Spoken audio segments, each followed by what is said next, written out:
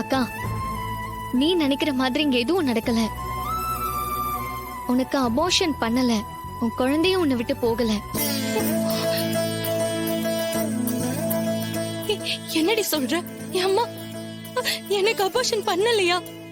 ஆமா ரோஹிணி, உனக்கு doctor abortion பண்றதுக்கு முன்னாடி நாங்க வந்து தடுத்துட்டோம். உன் குழந்தைக்கு எதுவும் ஆகல. அம்மா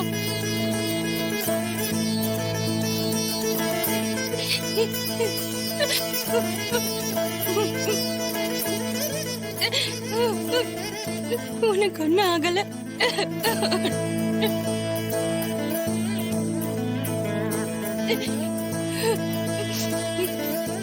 அம்மா அம்மா, நீங்களாம் நிஜமா தானே சொல்றீங்க?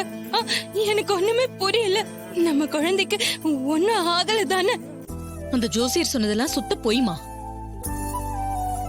அந்த உண்மையே எங்களுக்கு இப்பதான் தெரிஞ்சது. ஜோசியர் பொய் சொன்னாரா? அவர் ஏமா பொய் சொல்லணும்? அதுக்கு என்ன அவசியம் வந்துச்சு? எல்லாத்துக்கும் காரணம் அந்த சிவனாண்டி தான். அவன்தான் ஜோசியரை மிரட்டி பொய் சொல்ல வச்சிருக்கான். நம்மள பழி வாங்கதான் இப்படி எல்லாம் செஞ்சிருக்கான். இதையெல்லாம் கண்டுபிடிச்சு வெளிச்சத்துக்கு கொண்டு வந்தது நம்ம சின்ன மாப்பிளதாமா. அவர் மட்டும் இல்லைன்னா நீயும் குழந்தைய இழந்திருப்ப, ஈஸ்வரியும் மன உளைச்சலுக்கு ஆளாயிருப்பா. ஆமா ரோகிணி, சகல நமக்கு எவ்வளவோ நல்லது செஞ்சிருக்காரு. இந்த நல்லது கூட நமக்கு அவர் தான் செஞ்சிருக்காரு.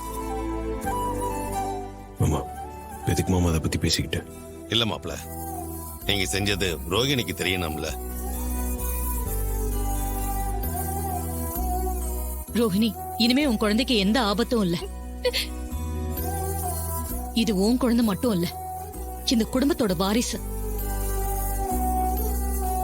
இது பிறக்கிற வரைக்கும் நான் உன்னை பத்திரமா பாத்துக்கிறேன். நீ எந்த கவலையும் படாம சந்தோஷமா இரு. இது போதும்மா. உங்க வாயால நம்ம குடும்ப வாரிசுன்னு சொன்னீங்கல்ல, அதுவே எனக்கு சந்தோஷமா. கர்ப்ப காலத்துல அம்மாவோட அன்பும் பாசத்தையும் எல்லாம் பொண்ணுமே எதிர்பார்ப்பாங்கம்மா. அது எனக்கு கிடைக்கவே இல்லையேன்னு எத்தனையோ நாள் ஏங்கி இருக்கேம்மா.